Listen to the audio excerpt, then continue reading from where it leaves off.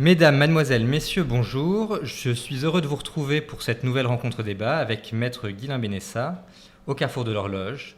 Maître Guilain Benessa est avocat au barreau de Strasbourg, chargé d'enseignement à l'université. Et il nous avait déjà entretenu, lors de 2 précédents exposés passionnants, de l'état de droit et de la démocratie. Il a fait publier cette année aux éditions de l'Artilleur Nos vrais maîtres, histoire secrète des hommes qui vendent la France à l'Union européenne. C'est un ouvrage que vous pourrez vous procurer à la fin de cette séance et vous faire dédicacer. Je prie ceux qui sont dans la salle de bien vouloir éteindre leur téléphone portable afin d'éviter toute sonnerie intempestive. National-libéral, démocrate et républicain, le carrefour de l'horloge mène la bataille des idées contre le cosmopolitisme qui menace la nation française. L'européisme, qui s'attaque à la souveraineté nationale, est un des avatars de ce cosmopolitisme délétère. Qui sont les hommes qui ont conçu l'Union européenne ? Quels en étaient les principes profonds ? Quels mécanismes la régissent ? Comment a-t-elle asservi la France et quelles en sont les conséquences ? Voilà les questions auxquelles tentera de répondre Maître Guilain Benessa pour nous ce soir. Écoutez, merci beaucoup déjà pour l'invitation. Alors effectivement, vous avez quelque peu résumé rapidement, c'est très bien, l'objectif de mon livre et la cible que je m'étais fixée en quelque sorte. Et effectivement, et là encore, vous avez effectivement rappelé que j'avais déjà donné 2 conférences ici même sur l'état de droit une première fois et sur la démocratie une autre. J'avais 2 précédents bouquins dédiés à l'état de droit et au référendum. Et j'ai changé un peu d'orbite et d'optique avec Nos vrais maîtres, ce dernier ouvrage, pour une raison simple qui m'a frappé petit à petit avec le développement des bouquins successifs, des recherches faites. C'est que finalement, quand on attaque la question européenne en France aujourd'hui, quand on attaque la question de l'Union européenne, la construction européenne, évidemment du droit européen, je suis juriste, avocat, donc du coup je l'aborde comme cela, donc des normes européennes, des directives, etc., de l'écheveau européen, il y a une question qui n'est jamais soulevée, absolument jamais, qui a disparu dans les limbes de l'histoire, c'est la question de la désignation des hommes qui ont fabriqué cette machine. C'est-à-dire que on connaît grosso modo, on connaît évidemment la contre-histoire que certains auteurs ont pu faire. Je pense notamment à Philippe de Villiers ou à Éric Branca, qui ont notamment travaillé des hommes comme Jean Monnet, des hommes comme Robert Schuman, tout un plan de la construction européenne et des hommes politiques qui ont fabriqué l'Union européenne, de la construction européenne. Mais je me suis aperçu, moi, à mon niveau, que lorsqu'on aborde la question juridique de l'Europe, qui est fondamentale, qui est consubstantielle à l'Europe, l'Europe c'est du droit, et le droit c'est de l'Europe. C'est pas moi qui disais ça, c'était Walter Hallstein, premier président de la Commission européenne. En fait, on s'aperçoit qu'on n'a absolument aucune idée des individus, des noms, de l'identité des réseaux qui ont usiné, mis en place, fabriqué le droit de l'Union européenne, la Cour de justice de l'Union européenne, les règlements européens, cet assemblage de normes qui font qu'aujourd'hui les directives s'imposent partout, que les agriculteurs vont dans la rue parce que le Mercosur s'applique et les directives s'appliquent, que finalement tout ça nous corsette et tout le monde râle toutes les 5 minutes contre l'Union européenne, mais on n'a aucune idée quant à l'identité de ces gens. C'est un truc, vous allez dans une fac de droit, vous posez 3 questions, vous heurtez à un mur d'inconnus, de points d'interrogation au mieux, d'accord, ou alors une omerta au pire, quant à savoir qui sont ces gens. Et ce que j'ai essayé de faire, j'ai la faiblesse de croire que je suis malheureusement un peu le seul, en tout cas on n'est pas très nombreux, c'est tenter de déterminer, de fixer une chronologie des architectes juridiques de l'Union européenne, des gens qu'on connaît très très peu, des noms qui ont été passés sous silence, qui ont disparu, qui sont soit inconnus, soit glorifiés, mais par comme on dit, des happy few, hein, les petits cercles qui valorisent et qui adulent l'Union européenne, sinon on n'en connaît strictement rien. Et voilà la méthode que je me suis fixée et qui est au frontispice de ce livre. Bon, je précise d'emblée que j'y croyais pas moi-même. Hein. Je ne pensais pas faire un jour une espèce de biographie des gens qui ont, selon moi, vendu la France à l'Union européenne.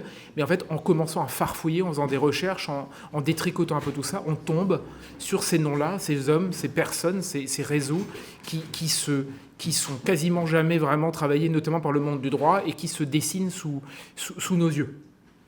Bref. Je dis ça parce que finalement,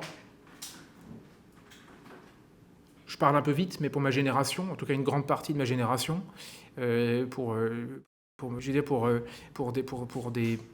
pour des Français qui ont grandi et vécu sous l'égide de l'Union européenne. Je vous raconte ma vie, mais j'étais très jeune quand il y a eu le traité de Maastricht.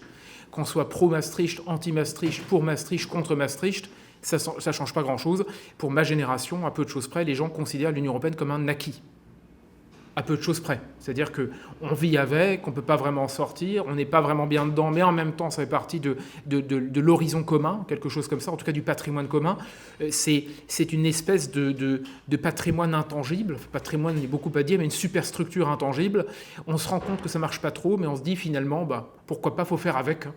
On vit dans l'Europe. D'ailleurs, je ne vous fais l'économie, là, je ne vais pas rappeler cela, parce que tout le monde le sait, mais on ne peut plus allumer la télé, en général, les médias mainstream, sans se rappeler que Léa Salamé, Canal+, France 3, TF1, etc., tout le monde nous serine environ toute la semaine que sans l'Europe, on ne peut pas lutter contre la canicule, que sans l'Europe, on ne peut pas faire de l'environnement, que sans l'Europe, on ne peut pas faire de l'énergie, que sans l'Europe, on ne peut pas faire une politique environnementale, etc., etc., ou politique économique, politique monétaire, évidemment, avec l'euro. Bref, tout ça est réglé.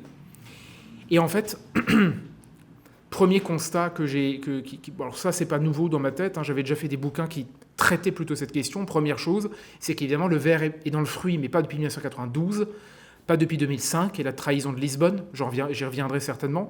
Le ver est dans le fruit dans le premier jour, les premiers temps, dans le bureau de Jean Monnet. Vous avez l'architecture d'un monde opaque qui se met en route, avec un parrain, Jean Monnet évidemment, et des architectes derrière qui vont s'être coordonnés par le parrain lui-même et par d'autres pour concevoir la machine juridique de la construction européenne. Et en fait, la chose est très simple. Il y aurait beaucoup de choses à dire sur le conglomérat et les réseaux derrière, mais en fait, quand la construction européenne démarre, évidemment, ils doivent créer, ces gens à l'époque, un nouveau monde, d'accord, parce que certes, l'idéologie mondialiste existe déjà, certes, il y a une volonté de dépasser les frontières, certes, depuis la Seconde Guerre mondiale, il y a l'obsession pour certains de dire que la paix passera par la construction d'un monde transnational ou supranational, mais il n'empêche, et c'est la première des choses, c'est que pour un juriste d'époque, ça veut strictement rien dire. Vous prenez un avocat, un conseil juridique, un prof de droit à l'époque, il ne comprend rien à ce que ça veut dire. Parce que c'est du droit mou, c'est un truc qu'on ne comprend rien. Vous voyez, c'est un Far West. C'est-à-dire que Jean Monnet, quand il lance la construction européenne, il n'a strictement aucune idée du droit, des règles, des normes à créer, parce que c'est du jamais vu. C'est du jamais vu puisqu'on sort de l'État, de la nation, des choses qu'on connaît, du tangible, et en même temps, on ne crée pas ce qu'on appelle chez nous souvent le droit international. C'est pas ça. Pourquoi ? Parce que le droit international, je puis permettre de le dire, c'est un droit qui ne pèse que très peu. D'accord ? C'est un droit qui a des obligations très peu contraignantes. D'ailleurs, on ne compte plus le nombre d'affaires, encore aujourd'hui, je veux dire annuelles, où en fait les gens disent « j'en appelle au droit international » et tout le monde s'en fout. Je vous donne un exemple, la question de la Palestine et de Gaza, d'accord, le conflit israélo-palestinien. Aujourd'hui, à part la France insoumise, personne n'ose crier à une carence en matière de droit international parce que tout le monde s'en fout. Donc on appelle au droit international, ça crée des discussions, des débats médiatiques, Emmanuel Macron monte au front, mais au fond, en termes de normes et de contraintes, ça reste extrêmement vague. Ça reste du droit mou. Pourquoi je dis ça ? Parce que quand on crée la construction européenne, quand Jean Monnet lance l'affaire, sous l'égide des États-Unis, évidemment, qui financent largement l'affaire, je ne reviens pas là-dessus, parce que Éric Branca et Philippe de Villiers, encore une fois, l'ont largement mis en valeur. La question, c'est d'entrer dans ce nouveau monde. Comment fait, juridiquement, exister une structure sans équivalent dans l'histoire ? Une structure nouvelle. Là, premièrement, et c'était pour moi un moment vraiment de découverte qui m'a frappé, et je pèse mes mots, c'est que le maître mot, l'un des maîtres mots de mon livre, l'un des maîtres mots de nos vrais maîtres dont je parle dans le livre, il y a un mot qui revient constamment durant tout mon livre, c'est le mot de révolution. C'est-à-dire qu'ils ont conscience, la plupart, ils ont conscience qu'ils sont en train de constituer un monde révolutionnaire, au sens littéral du terme, c'est-à-dire un monde qui va à l'encontre et qui doit présager d'une humanité nouvelle. Il faut briser les frontières, il faut changer l'armature du monde qu'on connaît, il faut modifier les règles du jeu, il faut modifier la démocratie, il faut rentrer dans un monde nouveau qui soit l'inverse du monde dans lequel on vit. L'inverse. Donc, un exemple assez connu, d'accord, c'est de cette espèce de nouveau monde, c'est lorsque Jean Monnet et d'autres réfléchissent à ce qu'on appelle les institutions européennes balbutiantes, d'accord ? Il donne naissance à la haute autorité, ce qu'on appelle aujourd'hui la Commission européenne. Et la haute autorité, comment est-ce qu'ils l'envisagent ? Ils en rêvent, d'accord ? Ils l'écrivent, les premiers drafts, comme on dit, les premières ébauches européennes, c'est quoi ? C'est une haute autorité fondée sur des experts, sans lien du tout avec les États-nations, donc si vous voulez, une assemblée d'experts, sans lien avec les gouvernements, qui seraient désignés de façon très arbitraire et qui auraient le droit de gouverner les peuples européens. Donc voilà, l'idée, c'est que la démocratie, les élections, la légitimité, tout ça, on s'en fout. Vive un monde dans lequel on aura des experts qui savent mieux que tout le monde, qu'on met à la tête d'une haute autorité qui deviendra la Commission européenne. Alors, ça bougera un peu, évidemment. Ça, c'est des ébauches. Mais voilà une des idées qu'a Jean Monnet dans le crâne. D'accord ? Il n'est pas le seul. Hein. Je le raconte dans le bouquin, ils sont plusieurs dans le bureau de Jean Monnet, évidemment, sous l'égide des États-Unis, encore une fois, parce que la CIA est dans l'affaire, le président des États-Unis est dans l'affaire, c'est toute une histoire, au fond, très complotiste, mais en fait très réelle, d'une influence américaine sur la création de ce monde nouveau. Donc, premièrement, je disais un mot révolutionnaire. Deuxièmement, Jean Monnet, lorsqu'il crée l'Europe, il y a une chose qui est simple, c'est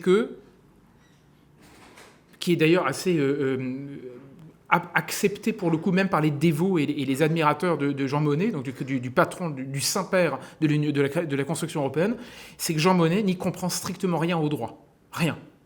C'est un négociant en vin de cognac qui a fait fortune, qui a été successivement haut fonctionnaire, intrigant, affairiste, qui a bossé aux États-Unis, qui a bossé d'abord à Londres, évidemment, aux États-Unis ensuite.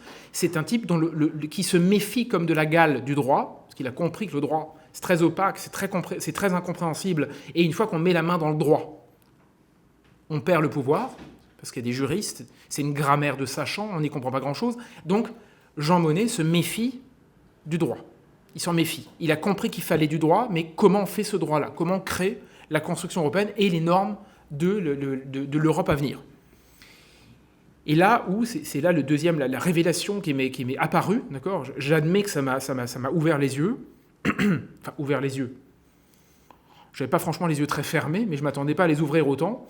C'est que Jean Monnet, il a besoin d'experts justement pour fabriquer ce monde. Hein. Il dit, je ne comprends rien au droit, j'ai très peur du droit. Et ce qu'il fait, c'est que par l'entremise des États-Unis, il va tomber sur un homme, par hasard, soi-disant par hasard, qu'il qualifie dans son propre bouquin, son propre mémoire, Jean Monnet, il le qualifie comme, je cite, à peu de choses près, de la race des grands magistrats de l'histoire de France. Donc il tombe sur le modèle du juriste. Vous voyez, le type merveilleux, quoi, le mec qui est, comment dire, l'homme qui va faire le mieux pour l'histoire de France, qui a un rôle fondamental, etc. Et cet homme, dans ses mémoires, est qualifié donc de grand juriste dans l'histoire de la race des grands juristes de France. Il s'appelle Maurice Lagrange.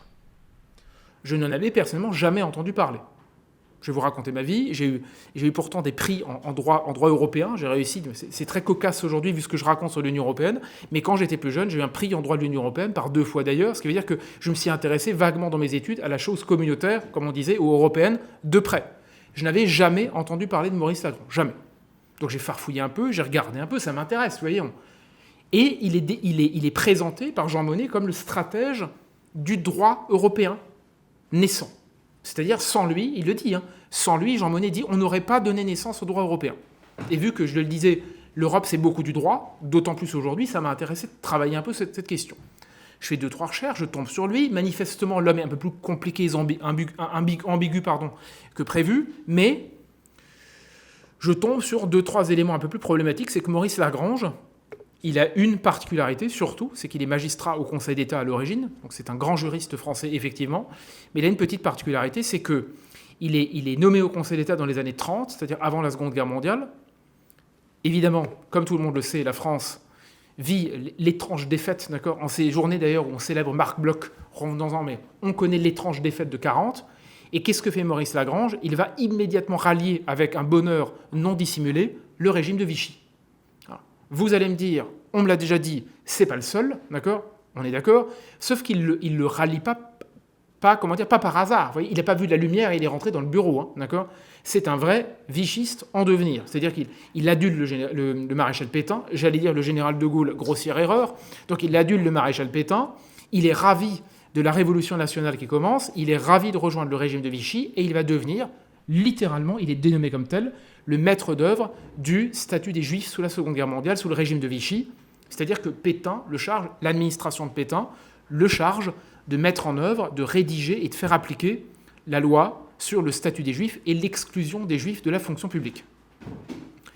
Il s'en délecte, il le fait avec bonheur, à tel point, je suis retombé dans mon bouquin, pour la rédaction de ce livre, sur une note qui relate une petite réunion sympathique de l'hiver 1940-41, où Maurice Lagrange met en œuvre donc, cette loi sur le statut des Juifs et précise bien qu'il reproche à Vichy de ne pas être assez antisémite, parce qu'il faut exclure le moindre juif de la fonction publique, qu'il n'y en ait plus un seul, et il désigne notamment des petites sous-préfectures dans le cadre desquelles il faudrait que même la petite sous-préfète ou la secrétaire de passage, si elle est juive, doivent être exclues manu militari de la fonction publique dans la mesure où elle serait susceptible de poser les yeux sur des documents potentiellement confidentiels, compromettants, comme si c'était du secret défense. D'accord ? Donc il a un point de vue, on ne peut plus radical. Je dis ça parce qu'on en a parlé depuis, non, ce n'est pas un antisémite par accident, c'est un antisémite typique des années 40, un vrai, un radical, un documenté. Fin des années 40, il passe évidemment entre les mailles du filet, il ment comme un arracheur de dents les Libérations, il ira jusqu'à dire qu'il a toujours défendu les persécutés en général et les juifs en particulier, il passera entre les mailles du filet, il arrivera à éviter toute mesure de sanction, et donc il va, je raconte l'histoire en détail dans mon livre, il va, par l'entremise des États-Unis, se faire une sorte de grand lessivage, si je puis dire, il va en sortir grandi, il va éviter, il peut passer entre les gouttes, et il va rejoindre le bureau de Jean Monnet, avec l'appui des Américains, et Jean Monnet va en faire son homme lige pour lancer la machine européenne par le biais du droit. Et là, il va avoir notamment une mission tout à fait spécifique que va lui donner Jean Monnet, une mission dont on entend parler environ tous les jours, alors que personne ne dit jamais d'où ça vient. C'est lui qui rédige les statuts de la Cour de justice européenne, statuts qui n'ont jamais tellement bougé depuis, c'est-à-dire que c'est lui qui réfléchit, pense, met en œuvre la composition, la façon de la réflexion, la méthodologie, la stratégie, les armes de ce qui va devenir des années plus tard la Cour de justice des communautés européennes, qu'on appelle aujourd'hui Cour de justice de l'Union européenne. Si les juges européens existent, c'est parce que Maurice Lagrange a rédigé les statuts de la Cour de justice et donc l'œuvre même, si je puis dire, l'œuvre naissante de la justice européenne. Alors, est-ce que pour autant, je le dis tout de suite, ça veut dire que la justice européenne est nazie ou antisémite, d'accord, c'est pas ce que j'ai dit, je connais ce qu'on me reproche là parce que je l'entends de plus en plus, mais ça veut quand même dire que dans la légende qu'on a construite de l'Union européenne, c'est une légende noire de plus. Manifestement, la Cour de justice, à ses débuts, n'a pas été rédigée par un homme qui avait franchement l'état de droit à la bouche, comme on en parle aujourd'hui, mais qui avait bien plus à la bouche l'idée même, en tout cas à l'origine, d'une fonction publique purgée du moindre juif, et qui manifestement avait des intentions, d'accord, qui étaient bien éloignées des belles intentions qu'on attribue à l'Europe et à la construction européenne généralement. Bon, vous allez me dire, c'est pas la première légende noire, c'est pas la première fois, il y a d'autres cas de figure de recycler dans tous les coins, il n'empêche, c'est pas mal quand même. Deuxièmement, quand j'ai découvert, j'étais sur Maurice Lagrange. On va me dire, bon, bah finalement, un anonyme de plus, d'accord ? Pas très affriolant, pas très fréquentable, mais des affréquentables, on en a partout. Pourquoi pas ? Le problème, c'est qu'ensuite, moi, je me suis dit, ok, on a Maurice Lagrange. Qu'a-t-il vraiment fait ? Vous voyez, quel est l'impact de Maurice Lagrange concrètement ? Vous n'êtes pas sans savoir, je pense que tout le monde est au courant, que l'objectif de l'Union européenne, ou de la construction européenne, encore en 2026, avec la souveraineté européenne que nous vend Emmanuel Macron ou la mainmise d'Ursula von der Leyen, leur objectif, qu'ils l'avouent ou pas, ça s'appelle la fédération européenne. L'Europe se pense comme un processus, une fameuse dynamique, qui a comme objectif à terme la fédération européenne. Or, là encore, dans les premiers temps de la construction européenne, Maurice Lagrange, ce fameux Maurice Lagrange, il commence à réfléchir l'Europe par le droit. Je vous ai dit, Jean Monnet n'y comprend rien, il a besoin de quelqu'un qui l'éclaire, qui le guide, qui l'aide, qui l'assiste, ce Maurice Lagrange.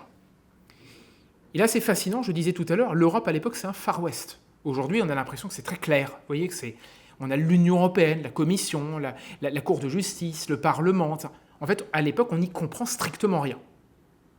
Personne n'y comprend rien. Et notamment dans les autres pays européens, les gens, même les experts, les juristes, les politologues naissants à l'époque, se disent « mais qu'est-ce que c'est que ce truc, concrètement, Kesaku ?» D'accord ? Donc Maurice Lagrange est dépêché pour expliquer ce qu'il est en train de fabriquer. On a besoin d'un homme qui fait ce service après-vente, pour comprendre. Les gens disent « c'est bien beau, Jean Monnet, il nous vend quoi ?» Et Robert Schuman, la fameuse déclaration Schuman, ils nous vendent la paix, la prospérité, vous voyez, un grand monde superbe, supranational, le charbon et l'acier, etc. Mais on ne sait pas concrètement ce qu'il y a derrière. Donc Maurice Lagrange prend la plume. Et il écrit à un ensemble d'universitaires européens, et il écrit noir sur blanc, d'accord, que l'objectif, on est dans les années 50, avant le traité de Rome. C'est les balbutiements de la chose européenne. Et il dit, je crée une justice européenne, du droit européen, dans un objectif, c'est que la Cour, à brève date, devienne une Cour suprême, dans une fédération européenne, dont il y aurait un seul juge qui ferait l'explicitation du droit pour l'intégralité des pays qui rejoignent le Club Europe. Ce qui veut dire que le premier jour, l'objectif, c'est pas de laisser, comme on dit souvent, des espèces de souveraineté, un peu d'autonomie, des marges de manœuvre. Non, non, non, pas du tout. L'objectif, c'est un juge terminal qui donne le là de l'intégralité du droit européen dès que l'Europe peut jouer un rôle. Et ça change la donne. Ça veut dire que ça n'a pas dérivé par accident, par le hasard des choses plus tard. C'est-à-dire que le premier jour, encore une fois, après Jean Monnet, le droit européen, c'est le fédéralisme, un juge suprême, un seul juge pour tout le monde. C'est-à-dire que toutes les juridictions d'Europe et des pays qui rejoindront la construction européenne doivent être soumises à la Commission européenne, évidemment, et à la justice européenne qui fera l'interprétation des normes qui s'appliquera partout. D'accord ? Premier jour, premier temps, on est au tout début. Ça, je vous assure, quand vous tombez là-dessus, déjà, ça remet un peu en cause ce que moi j'ai appris. On m'a appris la belle légende européenne, on a pris du temps, c'était le consentement de chacun, on savait ce qu'on faisait, c'était la paix et la prospérité, pas du tout. Il faut voir, je fais juste une petite incise, il faut voir les débats à l'époque, c'est hallucinant. C'est-à-dire qu'en fait, personne ne comprend rien. Et vous avez des observateurs ou des négociateurs lors du traité de Rome, 1957, qui viennent voir les Français en disant « mais je ne comprends pas, vous faites quoi là concrètement ?» Et vous avez Lagrange et les autres qui sont en train de monter une boîte à outils qui est, je disais au début, révolutionnaire, parce que tout le monde est un peu dépassé par la construction de ce monde. Mais là où ça commence à m'intéresser encore plus, parce que je dis, je commence je commence les recherches, je vois tout ça, ça s'organise un peu, je découvre des gens dont j'ai jamais entendu parler, d'accord, dans toutes ces années où j'ai fait du droit européen, et où j'ai fait ces bouquins, le totem de l'état de droit, le référendum impossible, un autre livre sur l'Europe, je découvre ces noms. Et je poursuis. Je me dis quand même, vous voyez, je tiens quelque chose. Comme l'a dit Philippe de Villiers dans son livre, j'ai l'impression de tirer un fil du mensonge et que tout commence à venir. Donc je continue à tenir le fil. Mais je réfléchis pas beaucoup, vous voyez, c'est des lectures comme ça l'une après l'autre.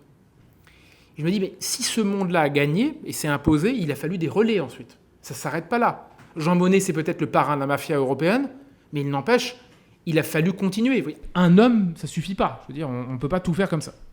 Donc on a, je le disais, Jean Monnet, Maurice Lagrange, et je commence à tirer. J'en trouve d'autres derrière, dont j'ai presque jamais entendu parler, ou alors vite fait, rapidement. Ça, des petits noms, vous voyez, de série B, comme on dirait en cinéma. C'est-à-dire des noms occultes, ou alors peu connus du grand public. On a des fois trouvé ce nom en fin de manuel, en note de bas de page, mais des gens dont on n'a pas tout entendu parler. Et pourquoi je dis ça ? Parce que derrière ces petites mains d'époque, où les grands parrains style Jean Monnet, il a fallu ensuite mettre en place une armée. Parce que c'est bien beau de faire ça à quelques-uns dans un bureau avec Jean Monnet, il était presque tout seul, avec évidemment, il faut le dire, le pognon abyssal des États-Unis. Je donne juste un exemple dans mon bouquin. Je solde, j'espère une bonne fois pour toutes, une espèce de soi-disant fantasme complotiste qui est pourtant largement documenté. Il faut juste un jour, il faut arrêter avec ça. Je pense qu'ici, beaucoup de gens le savent, mais il faut le répéter. C'est que oui, le pognon américain coulait à flot. Et je prends un exemple, le comité d'action des États-Unis d'Europe de Jean Monnet était financé parfois à hauteur de 200 à 300 000 $ par an pour diverses actions au faveur des États-Unis et du fédéralisme européen. Alors aujourd'hui, on me dit souvent, mais 300 000 $, c'est pas grand-chose. À l'époque, le dollar, vous faites une conversion, c'est comme si des millions, d'accord, étaient donnés chaque année. Alors peut-être pas 300 millions, mais 3, 4, 5, 6 millions. D'accord, si vous faites la conversion, la puissance du dollar dans les années 60, c'est pas franchement la puissance du dollar aujourd'hui, en termes de conversion avec le franc. Bref. Pourquoi je dis ça ? Parce que moi, j'ai commencé à tirer, donc je disais, je poursuis ce fil tiré. Et là, je vois tomber les noms les uns après les autres. Et des noms parfois inconnus, parfois prestigieux. Évidemment, ce soir, je vous ferai l'économie, d'accord, on va pas passer la nuit ensemble, je vous rassure. Je vais prendre quelques noms emblématiques qui ont été pour moi des révélateurs. C'est les noms de mes bouquins. Mon bouquin n'est que ça. C'est une sorte de dictionnaire, ou plus précisément de who's who, comme on dirait aux États-Unis ou en Angleterre, d'accord, de qui fait quoi là-dedans, d'accord, de biographie ou de désignation, une sorte de bottin biographique, d'accord, des hommes que j'ai croisés petit à petit. Pourquoi ? Parce que je disais, en tirant ce fil, les noms sont tombés les uns après les autres. Je vous donne un exemple très simple. Il y en aurait beaucoup d'autres. Je vous donne un exemple d'époque, mais je continue mon histoire. Dans les années 60, je ne vais pas faire un cours de droit, on va tous s'ennuyer, mais dans les années 60, on a un principe révolutionnaire qui a été inventé par la construction européenne, qui s'appelle le principe de primauté. Aujourd'hui, ce principe de primauté fait que, si vous écoutez un europhile, un européiste, un mondialiste, ou en tout cas un partisan de la cause, l'Europe s'applique sur tout, plus que les normes françaises. Il y a un débat souverainisme européen, je ne rentre pas là-dedans. Mais si vous écoutez la Cour de justice de l'Union européenne, les commissaires européens, les europhiles français, Emmanuel Macron, tous les autres, la primauté, ça prime sur tout. Ce qui veut dire que les lois françaises, etc., valent moins que les directives, les règlements, les traités, etc., etc. C'est pas rien. C'est une machine à démolition de la souveraineté française et de l'identité française. Ni plus ni moins. C'est une machine... Je vais vous dire, moi je pense sincèrement que l'invention du principe de primauté, c'est le crime de haute trahison le plus puissant qu'on a vécu depuis 70 ans en France. Tout le reste, c'est des discussions de salon. Parce qu'après, il y a toute une histoire, une contre-histoire à en faire découler. Quand vous allez à la fac de droit, en sciences politiques, à l'université, dans des écoles de formation, peu importe, vous apprenez ce principe de primauté, qui vous est enseigné, d'accord, toujours, avec un principe général, c'est oui, mais si l'Europe avance, il faut qu'elle prime. Parce qu'elle ne peut pas supporter, elle ne pourrait pas souffrir d'un droit interne, donc des souverainetés qui viennent la contester. Pourquoi ? Parce que sinon, elle ne peut pas s'imposer sur les autres. Ce qui veut dire qu'au nom de ce qu'on appelle souvent en droit l'efficacité ou l'effet utile, je vous passe les détails, du droit européen, ça existe vraiment, l'effet utile, il faut que le droit européen puisse primer au sommet de la hiérarchie des normes. C'est la manière dont la chose est présentée. Okay ? Et ça donne lieu à quelques arrêts bien connus, quelques grandes décisions de justice des années 60, je passe les détails. Ça, c'est l'histoire officielle.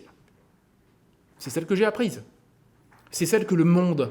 D'accord, pour ne pas parler de la Pravda, d'accord, je veux dire, récitera à coups d'éditos et de rappels historiques, en invitant les bons glossateurs et les bons experts, etc., etc. D'accord. Je ne parle même pas de Libération, naturellement, d'accord. Je ne parle pas d'autres journaux, peu importe.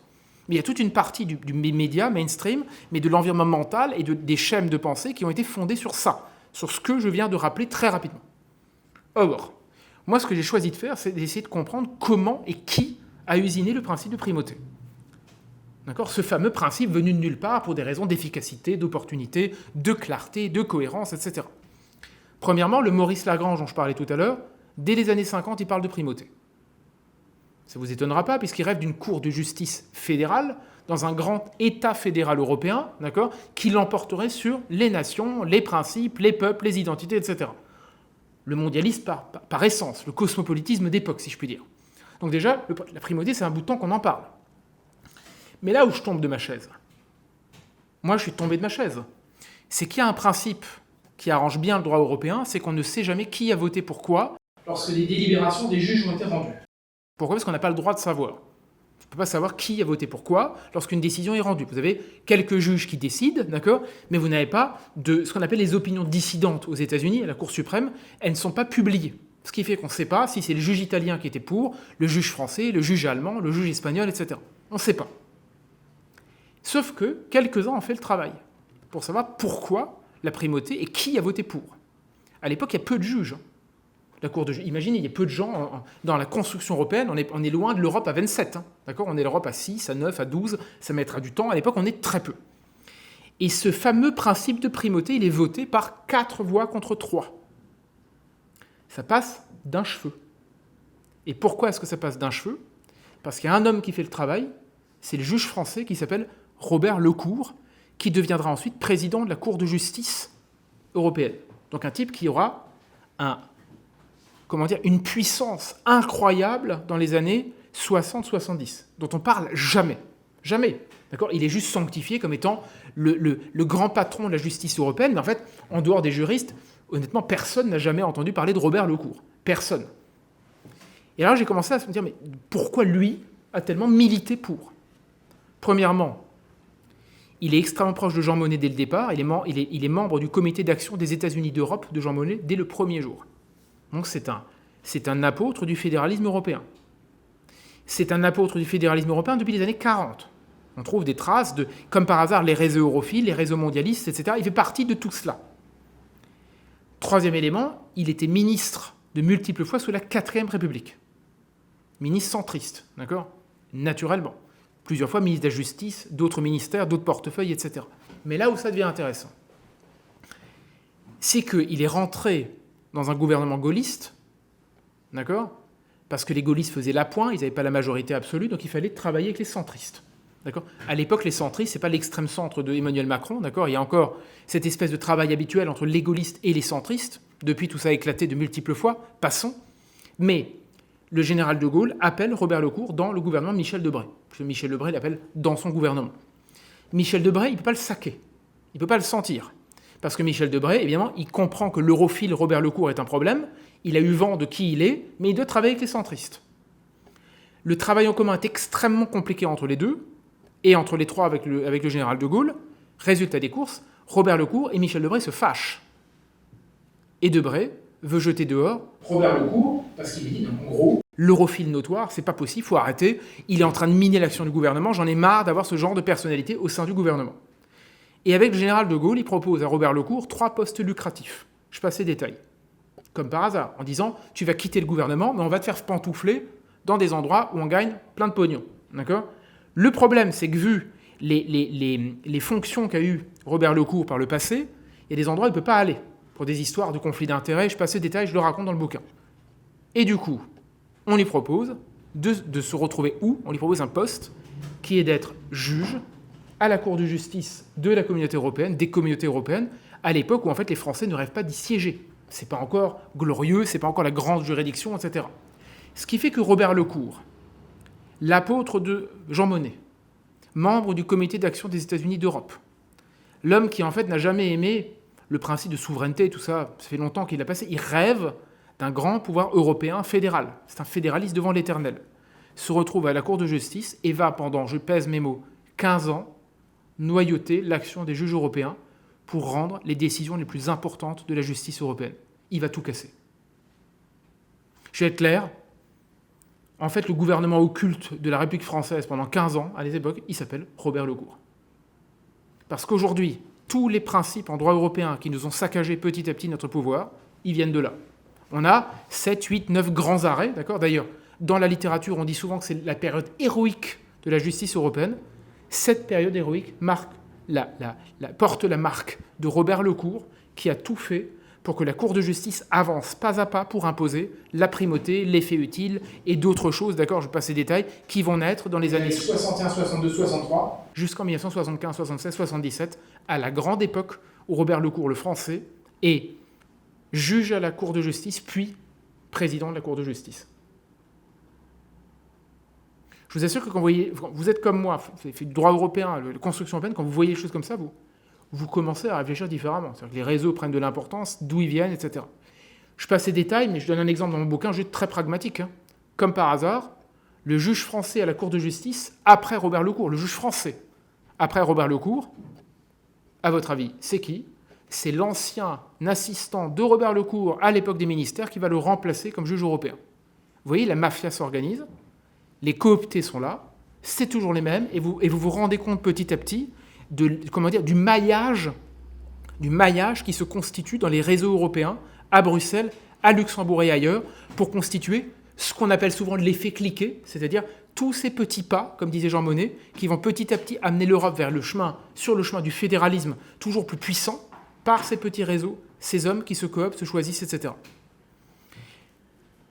Alors évidemment, j'aurais tellement d'hommes et tellement de réseaux dont je parle dans le bouquin à rappeler, d'accord, à mettre en avant.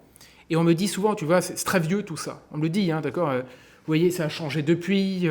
Au fond, c'est très complotiste. Depuis les années 70, on a trouvé des méthodes de transparence, la démocratie. Vous voyez, l'Europe aujourd'hui se veut l'apôtre de la transparence. Évidemment, Ursula von der Leyen refuse de dévoiler les SMS qui lui a permis de négocier des vaccins Pfizer, d'accord, pour des milliards d'euros. Mais évidemment, l'Europe, c'est la transparence, d'accord. L'Europe, c'est l'état de droit, comme on le dit tous les jours. Vous savez, l'Union européenne, c'est l'état de droit. Article 2 du traité sur l'Union européenne, l'état de droit. La diversité, la transparence, la gentillesse, la bienveillance, l'inclusivité, bref, tout le club sandwich des valeurs européennes, comme dit Anne-Marie Le Pourrier, ce club sandwich se veut l'idéal même du monde. Or, exemple très simple, si vous prenez le fonctionnement aujourd'hui de l'Union européenne bénéficie d'un pouvoir qui est structuré entre les mains de la Commission européenne, qui est le pouvoir exécutif de l'Union européenne, entre les mains d'Ursula von der Leyen, présidente de la Commission. Et le problème, c'est que pour le jeu des articulations européennes, je passe ces détails, en pratique, on ne peut pas renverser la Commission européenne. C'est presque impossible. Le RN essaye tous les 3 jours. Les droites européennes nous disent on va renverser la Commission. Par le jeu du fonctionnement démocratique, pseudo-démocratique européen, on ne peut pas renverser la Commission. C'est presque impossible. Pourquoi je dis ça ? Parce qu'en fait, je disais tout à l'heure, l'absence de démocratie européenne se voit dès le début. Je disais, Jean Monnet voulait autoriser une Commission européenne extrêmement opaque. Des experts, pas de démocratie, pas de légitimité, pas d'élection. Au fond, le cauchemar de Jean Monnet, c'était l'élection, le principe électif. Il détestait le général de Gaulle, parce que d'un côté de Gaulle, c'était l'élection, la souveraineté, le référendum. Pour Jean Monnet, c'était l'opacité, l'obscurité, les petits commissaires, les cénacles, d'accord, et le pognon des États-Unis. Donc évidemment, le général de Gaulle, c'était pas trop son truc. Je passe ces détails. Ça veut dire que le mot de démocratie européenne, depuis le départ, c'est un problème. C'est un oxymore, littéralement. Ça ne veut rien dire, en fait. Si ce n'est dans la peau de ceux qui veulent la démocratie autrement. La démocratie sans démos. La démocratie avec les juges européens. Et je disais, cette histoire n'a pas dérivé petit à petit, c'était l'intention, c'était la poursuite de ces réseaux, de ces hommes, et elle s'est poursuivie jusqu'à maintenant. Pourquoi ? Et je vous finirai cette petite histoire avec un nom bien actuel, je prends volontairement, vous savez, pour contrer ceux qui me disent que je suis complotiste, je prends 3 époques. Le début, le milieu et la fin. Je vous disais, l'époque Jean Monnet, l'époque Robert Lecourt, les années 60, 70 jusqu'à 80, c'est un peu l'époque, on va dire globalement, sous un peu l'égide Robert Lecourt. Maintenant, les années 2010, 2020. Rien n'a changé. Rien. Si ce n'est qu'entre-temps, la machine a continué à faire son œuvre, d'accord, et que tout s'est ancré. Vous savez, c'est des créneaux, c'est des crans successifs qui sont franchis, qui sont enclenchés. Je vous prends rapidement 2 exemples. Il fait très chaud aujourd'hui, je vous promets, je vais essayer de faire le plus condensé possible. On dit qu'en général, j'arrive à faire des synthèses. Je vais essayer. Fin des années 80, début des années 90, le Conseil d'État rend un arrêt, je fais juste 2 minutes de droit, vous m'excusez, un arrêt qu'on appelle l'arrêt Nicolot. C'est une grande décision rendue par le Conseil d'État qui valide la primauté européenne sur les lois françaises. D'accord ? Grand arrêt, vous allez en droit, vous allez en Sciences Po, vous allez en fac, vous allez en centre de formation, vous allez où vous voulez, vous l'apprenez. C'est le saint graal de l'étudiant en droit. C'est la Bible, d'accord, du droit administratif français. Pourquoi je raconte ça ? En 1989, quand cet arrêt est rendu, ce graal-là, le vice-président du Conseil d'État c'est un certain Marceau Long. On connaît assez peu, d'accord, j'en parle dans mon livre, un homme qui en fait va utiliser un dossier incompréhensible, et il le dit lui-même. Depuis, j'ai trouvé des sources, des gens qui parlent de ce dossier à l'époque, il dit on ne comprenait rien à l'affaire, rien. Il était écrit avec les pieds, on n'y comprenait rien, le requérant, donc le demandeur en justice, était un type absolument incompréhensible, ingénieur de son état, scientifique, qui avait l'habitude de faire des recours partout, d'accord, et qui a fait un recours de plus incompréhensible. Mais Marceau Long dit, au Conseil d'État, il nous faut un dossier pour valider la primauté européenne. Il est temps de s'adapter à l'Europe. Parce que jusqu'à présent, ça ruait encore un peu dans les brancards. Vous voyez, c'est une histoire, c'est un processus, quoi. Donc il trouve un dossier, ce dossier incompréhensible, et il donne ordre à son juge d'en profiter pour, en gros, faire le boulot. C'est-à-dire que le Conseil d'État se coule dans le moule européen et accepte la primauté européenne. Si vous lisez le bouquin, je raconte tout en détail sur cette affaire. Mais là où ça devient passionnant, c'est qu'est-ce qui se passe après cette affaire dans les années 90, 2000, notre monde aujourd'hui. Premier élément, ce fameux Marceau Long, on est en 1990-91. Il croise Jean-Pierre Chevènement dans les couloirs du Conseil d'État. Chevènement lui dit « Mais comment vous avez pu rendre un arrêt pareil ? Le Conseil d'État, la plus haute juridiction administrative française, le juge, quoi. Vous voyez, c'est pas rien d'être patron du Conseil d'État. Il lui dit « Mais comment vous avez pu valider l'infériorité de la loi française. La loi, c'est l'expression de la volonté générale, principe révolutionnaire, etc., etc. On en pense ce qu'on veut, mais tout de même, c'est un mythe structurant du droit français. Il dit, mais qu'est-ce que vous avez pu faire là?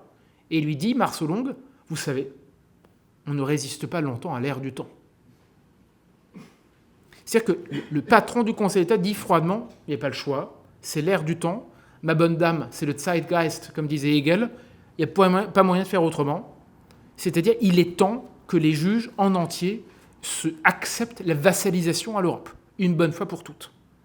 Le cran est franchi dans les années 89, 90, 91, par le biais de diverses décisions, et notamment celle-là en premier lieu, l'arrêt Niccolo. Pourquoi je vous raconte ça? Parce que c'est mon dernier vrai maître. Je finis mon bouquin, je vous ai donné trois échantillons de l'état profond, je veux dire littéralement, que je révèle dans mon bouquin. Le dernier en date, il est toujours à l'œuvre, il s'appelle Mathias Guiomard. Mathias Guiomard, c'est le président actuel de la Cour européenne des droits de l'homme. Je suis d'accord, la CEDH, la Cour européenne des droits de l'homme, c'est pas l'Union européenne, hein, mais il n'empêche, je passe les détails parce que les experts se font une joie de dire c'est pas la même chose structurellement, oui peut-être, sauf que comme par hasard, l'Union européenne cite la Cour européenne des droits de l'homme et la Cour européenne des droits de l'homme cite l'Union européenne. Donc, tout ça est un jeu un jeu de dupes sur les influences croisées de tous ces traités et de tout cet arsenal de normes supranationales ou internationales. Bref, pourquoi je raconte ça? Parce que qui est Mathias Guiomard? Vous ouvrez le journal, allez sur Wikipédia, je présume qu'il a sa page, lisez quelques interviews, c'est le phare de la justice française aujourd'hui. Il n'y a rien au-dessus de lui, c'est Dieu.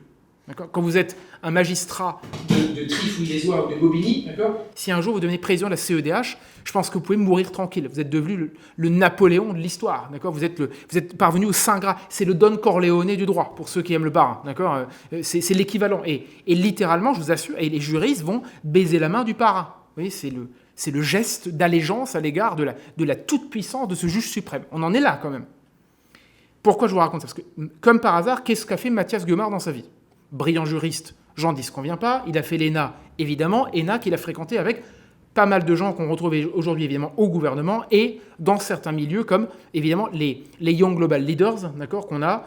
Young Global Leaders, évidemment, je raconte ça en bouquin en détail, mais vous avez des croisements, comme par hasard, des réseaux de pouvoir.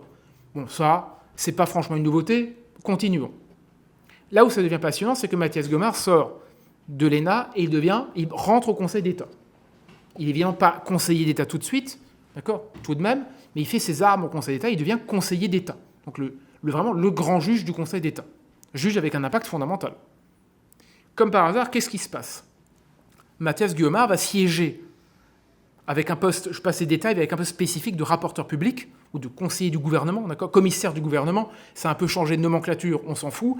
Il a un poste fondamental dans un dossier en 2009 dont personne ne parle, évidemment, parce que c'est très obscur tout ça, dans un dossier au Conseil d'État qui a comme particularité de mettre en cause le rapport de droit entre les directives européennes et le droit français. D'accord? Les fameuses directives dont on parle tous les jours, les directives qui asphyxient nos agriculteurs, ou les mêmes directives qui, d'ailleurs, nous imposent les ZFE. Parce que c'est une directive européenne en application de laquelle il faut mettre en place les zones à faible émission aujourd'hui. Et Mathias Guiomard, membre du Conseil d'État, recommande au Conseil d'État, à la formation de jugement, recommande de valider, une bonne fois pour toutes, la primauté des directives européennes sur le droit français, alors qu'il est conseiller d'État. Ça veut dire que sur les brisées de Marceau Long 20 ans plus tôt, Mathias Guiomard continue le boulot. Il dit au Conseil d'État, ce serait bien, cette fois, d'admettre la primauté des directives sur le droit français. Comme par hasard, Mathias Guiomard, pour ça, va être loué. D'accord, on ne trouve pas combien d'articles de facultés, d'universités en disant « c'est tellement merveilleux, il a su trouver les mots qu'il faut pour favoriser l'articulation harmonieuse du droit français avec le droit européen. » Vous voyez, donc il est reçu en grande pompe, etc. Et là où le clou du spectacle, et vous verrez, c'est ma petite conclusion du jour, en forme de, là encore, de complot dans le complot, d'accord ? Évidemment, Mathias Guiomard est adulé des cercles europhiles, adulé de la faculté, adulé des universités, etc. Adulé. Je disais le Don Corleone du droit européen, d'accord ? En 2020, il s'agit pour la France de trouver un candidat pour devenir juge à la Cour européenne des droits de l'homme. D'accord ? L'ancien juge français est atteint par la limite d'âge, retraite voulant, d'accord ? Donc, il faut trouver un remplaçant. arrive dans la boucle un certain Marc Guillaume. Marc Guillaume, vous en avez entendu parler, parce qu'aujourd'hui, depuis 1 ou 2 mois, il est devenu le patron du Conseil d'État. Avant d'être patron du Conseil d'État, il était secrétaire général de l'Élysée sous Hollande et après sous Emmanuel Macron. François Hollande, Emmanuel Macron, maintenant il est patron du Conseil d'État.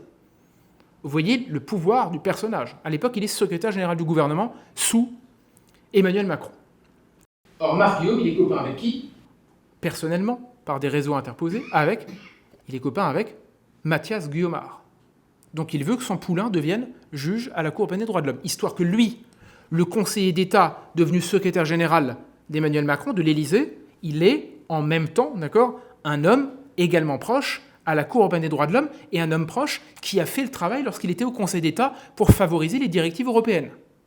Tout se met en ordre. Les europhiles travaillent, ils se reconnaissent, ils se choisissent et ils se mettent en orbite. Résultat des courses, vous avez une compétition, un concours qui est ouvert pour choisir un Français qui devienne juge à la CEDH. Un concours. Théoriquement, tout le monde peut candidater, enfin tout le monde. Quand vous êtes un europhile spécialiste de droit européen, évidemment, voire surtout de droit de l'homme. Et vous avez plusieurs candidats, dont Mathias Guillaumard et une autre prof d'université, manifestement beaucoup plus au fait du droit européen et du droit de l'homme et des droits de l'homme que Mathias Guillaumard. Sauf que le concours de recrutement du juge à la Cour européenne des droits de l'homme, juge français à la CEDH, le concours de recrutement est bidon, pour ne pas dire truqué, parce que le président du comité de sélection, c'est le père de Marc Guillaume. C'est-à-dire que Marc Guillaume passe un coup de fil à Papa Guillaume, président du concours de recrutement, en lui disant « Bon, j'ai un candidat, ce serait bien qu'on le choisisse, d'accord ? Ça m'arrangerait, puisque c'est mon pote, qu'il était au Conseil d'État, qu'il aime l'Europe et qui fera avancer l'agenda. » Je ne l'invente pas, puisque la candidate évincée qui est passée derrière Marc Guillaume l'a elle-même dit en disant qu'elle s'est retrouvée au concours. Elle y allait, d'accord, en disant j'ai peut-être un poste pour moi. Elle est prof de fac, elle est spécialiste des droits de l'homme. D'ailleurs, j'ai ouï dire par ami interposé, on m'a dit d'elle le plus grand bien, en disant dans son domaine, elle est extrêmement calée. Vous voyez, c'est une vraie spécialiste des droits de l'homme. Elle s'est présentée au concours, elle ne savait rien de tout ça, et un grand prof de fac lui a dit mais qu'est-ce que tu fais là ? Tu n'étais pas au courant que le président du jury, c'est le père de celui qui veut l'autre candidat. Et la chose est réglée. Mathias Guillaumard devient juge à la CEDH et aujourd'hui il est président de la CEDH, de la Cour européenne des droits de l'homme. Pourquoi je dis ça ?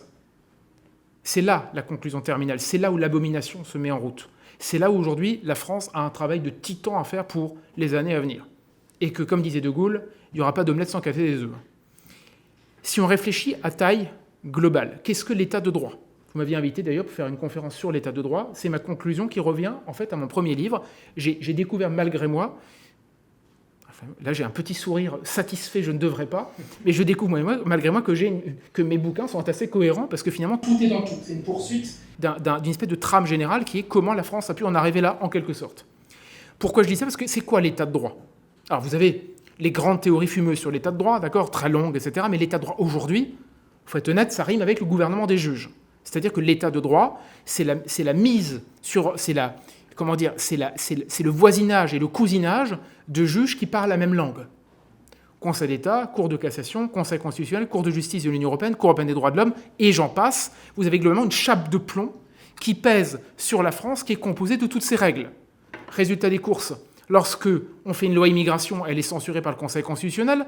Résultat des courses, quand on veut faire un référendum sur n'importe quelle question, on dit on n'a pas le droit, le Conseil constitutionnel va dire non. Résultat des courses également, le Conseil d'État a condamné la France à rapatrier un Ouzbek radicalisé aux frais de l'État.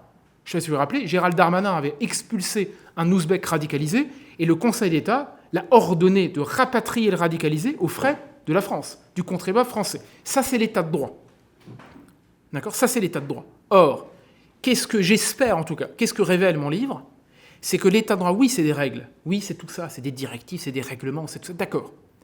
Mais l'état de droit, c'est un cousinage entre des hommes qui, depuis 70 ans, constituent globalement l'arcane, ou plutôt le sommet de l'arcane judiciaire dans laquelle des arcanes qui gouvernent implicitement le monde dans lequel nous vivons. C'est-à-dire la Cour européenne des droits de l'homme, la Cour de justice de l'Union européenne aujourd'hui, la Cour de cassation, le Conseil d'État, le Conseil constitutionnel. Vous voyez ce monde qui s'est constitué depuis 75 ans, qui s'est reconnu, coopté, choisi, obligé, contraint, fait ensemble, etc., peu importe, qui a constitué cette espèce d'aéropage progressif, ce monde qui vit ailleurs, ce monde totalement en apesanteur, qui a comme conséquence et comme arme aujourd'hui de nous expliquer que tous les mots que nous connaissons, nation, démocratie, puissance de l'État, référendum, vox populi, appel au peuple, etc., tous ces mots sont proscrits, sont interdits, sont maintenant vilipendés, ont été censurés depuis longtemps, parce que ce monde a vaincu en toute puissance et a établi, sans jamais être nommé, les leviers à partir desquels ils ont à la fois pris le pouvoir et interdit au monde d'en face, c'est-à-dire à la démocratie, c'est-à-dire à nous, c'est-à-dire à la France, de pouvoir se remettre à l'endroit. Voici, à mon avis, la vérité révélée de cet état de droit, d'accord, qui passe par ce pouvoir, par ce rapt fait opérer en toute quiétude par nos vrais maîtres sur la souveraineté des États qui, jusqu'aux années 50-60, étaient théoriquement l'avènement, l'horizon et le seul horizon normatif et le seul horizon à partir duquel on pouvait penser un rapport, le pouvoir, la démocratie, notre monde en commun. Je vous remercie.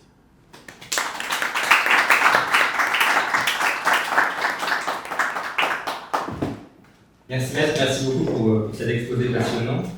Vous parliez de complot et finalement c'est un peu curieux parce que d'un côté il y a dissimulation à toutes les étapes puisque à chaque fois que le projet européen avance, tout n'est pas dit et on nous présente chaque nouveau traité comme étant bien limité et tout à fait raisonnable et n'étant pas simplement une marche vers le fédéralisme européen. Et pourtant, peut-être pas le projet dans les moindres détails, mais le rêve, l'idéal fédéraliste était là depuis le début, chez les artisans de la première Europe.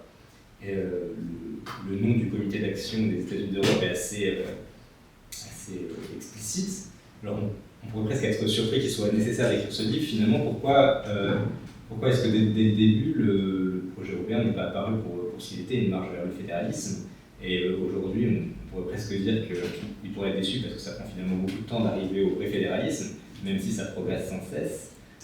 Faut-il que beaucoup de monde ait été naïf à chaque étape, finalement, pour ne pas voir ce que c'était? Alors, vous avez raison, aujourd'hui, je suis d'accord avec vous, votre remarque fait écho au premier discours de Jean Monnet à la tête de la Haute Autorité. Donc, il était président de la Commission européenne, la première commission de l'histoire. Il dit cette phrase qui m'a beaucoup frappé, il dit « On pourra tout négocier sur l'Europe par la suite, sauf deux choses qu'on ne pourra jamais négocier. C'est 1, la supranationalité, et 2, le fédéralisme. » Donc, pour lui, c'était intangible, ce sera fédéral ou rien. Et tous les vrais maîtres dont je parle de fédéralisme. Maintenant, là où je vous trouve un peu dur avec nos ancêtres, ou nos prédécesseurs, on va dire ça comme ça, c'est que, oui, il y a une naïveté, certainement. D'une part, pour être dans l'ordre, prendre ça clairement. Premièrement, je disais tout à l'heure, c'est un Far West. C'est-à-dire qu'à l'époque, personne n'y comprend rien. Alors on peut balancer le mot fédéral, comme on le fait à l'époque, les discours fédéralistes, etc. Mais les gens ne voient pas ce que ça veut dire, parce que les juristes eux-mêmes, ils voient, je me permets de le dire comme ça, mais ils voient le désordre européen, le chaos, je veux dire, d'un monde à construire, et ils se disent, mais ça veut dire quoi, fédération, là-dedans? Vous voyez, parce que c'est l'anti-modèle américain. Parce qu'en même temps, aux États-Unis, il y a une langue commune, il y a un patrimoine commun, il y a eu un ennemi en commun aussi, il y a eu des combats en commun. L'Europe sort d'une période où, au contraire d'être en commun, elle s'est tapée dessus comme pas possible. Je veux dire, c'est l'exact contraire. Donc déjà, il y a une incompréhension à ce niveau-là. Ensuite, les gens qui utilisent le terme fédéral, à l'époque, ne sont pas toujours pris au sérieux. Parce qu'on se dit, c'est des doux rêveurs. Un État fédéral à l'époque, tout ça n'arrivera jamais. Qu'est-ce que c'est que cette folie? C'est un monde de cosmopolites, et de cosmopolites bien nourris. C'est-à-dire, au fond, je vais vous dire, ça n'a pas beaucoup changé. Je veux dire, le cosmopolitisme existe certainement dans la tête de certains. En France, on est 80% de la population. Je prends les Gilets jaunes, ça m'étonnerait qu'ils aient techniquement la bourse pour pouvoir chaque week-end se payer un vol au Japon ou un vol à Moscou. Enfin, Moscou, par les temps qui courent, encore moins, mais un vol à Madrid même. Vous voyez ce que je veux dire? C'est un monde un peu particulier. Ça parle à certains, mais pas à d'autres. Ensuite, là où je trouve... Je comprends votre question, mais là aussi, il faut bien le dire, c'est que souvent, je disais, on ne réalise pas, même les sachants ne réalisent pas. Je vous donne un exemple. Quand le général de Gaulle fait la politique de la chaise vide. J'allais vous en parler. Voilà. Quand le général de Gaulle fait la politique de la chaise vide, il vitupère pour plein de choses. Il y a la politique agricole commune, il y a les agriculteurs, il n'y a pas que ça. Il vitupère contre un discours de Walter Hallstein au Parlement européen. Walter Hallstein, premier président de la Commission européenne, ex-nazi, lui aussi, un de plus dans l'immense lignée des antisémites notoires qui ont rejoint l'Europe avec un plaisir de recyclage, hein, parce que tout ça, ils se sont créé un CV, vous voyez, un texte à trous. Hein. Juste soit dit en passant, je parlais au début de cette conférence de Maurice Lagrange, le juge à la Cour de justice. Vous allez aujourd'hui encore, à l'heure où je parle, sur le site de la Cour de justice, vous avez un trou dans le CV. Hein. Il était magistrat, il est toujours magistrat, il a toujours été magistrat, tout va très bien dans le meilleur des mondes. Entre 40 et 45, il était magistrat. Par contre, quoi, qui, comment, tout ça a disparu. Je dis ça parce que quand Hallstein prend la parole au Parlement européen, il dit, on est dans les années 60, hein, il dit sous De Gaulle, il dit, il faudra un État fédéral européen avec une constitution européenne. C'est-à-dire 50 ans avant Giscard. Hein, d'accord ? La chose est quasiment 50 ans, ça ne change pas grand-chose. Il est clair, au moins lui il le dit. Vous avez raison, c'était dit. Sauf qu'en fait, les parlementaires européens, ils n'ont rien compris. Parce qu'à l'époque, personne ne réalise vraiment ce qui se joue. Ils se disent, bon, pourquoi pas ? L'Europe, c'est bien, l'Europe, c'est la paix. Vous savez, au fond, aujourd'hui, l'immense majorité des gens, je veux dire, on les gave tous les jours comme des oies. C'est toujours l'argument central. D'une leçon qui a la force de persuasion suffisante qui pour moi est d'une imbécilité cosmique telle qu'il faut avoir 4 ans et demi pour la comprendre, pour l'avaler, mais en même temps, on le répète tous les jours. Ça a la force de persuasion d'une série Netflix. C'est qu'on vous dit tous les jours, c'est pour votre bien, c'est pour la paix, c'est pour la prospérité. Tous les nationalistes, tous les souverainistes, ou les identitaires, ou tout ce que vous voulez, ou les gaullistes, sont des hommes de guerre, puisqu'ils sont contre la paix, la supranationalité, l'international, etc. Tout ça pour dire quoi ? C'est que De Gaulle, et ça c'est fascinant, lorsqu'Hallstein dit il y aura un État fédéral, une constitution européenne, etc., De Gaulle a le verbatim. Un soir, c'est vrai ça, hein. C'est hallucinant quand on pense au monde dans lequel on vit. Vous savez, j'ai que 40 ans, mais j'ai presque... Je me demande comment on a pu en arriver là tout de même. De Gaulle a le verbatim le soir même des propos de Hallstein, qui lui sont rapportés par Giscard et quelques autres de ses ministres. À l'époque, il n'y a pas de Netflix, mais il n'y a pas non plus de la télécommunication comme aujourd'hui. Il n'y a pas Internet, il n'y a pas le téléphone portable, ça met un peu plus de temps. D'accord ? Le soir à 20h, il reçoit les paroles d'Hallstein dans son bureau. Il est 20h. Emmanuel Macron mettra environ 10 ans à réfléchir à ce qu'on vient de lui dire. C'est-à-dire 2 mandats. D'accord ? Et le 3e mandat, je pense qu'il n'aurait toujours pas compris. À 20h, De Gaulle entend ça. Il y a déjà eu ces grands discours à De Gaulle contre le Volapük intégré et les grands. Voilà, il y a déjà eu ça. Mais à 20h, De Gaulle entend les vitupérances et le discours enflammé de Walter Hallstein. Lui, il a compris. Dans la nuit, à 4h du matin, il envoie ordre à l'ensemble des fonctionnaires de France et de Navarre et de Bruxelles de rentrer au pays parce qu'il commence la politique de la chaise vide. En une nuit, il dit « Vous rentrez tous à Paris, c'est terminé, je ne discute plus avec Bruxelles ».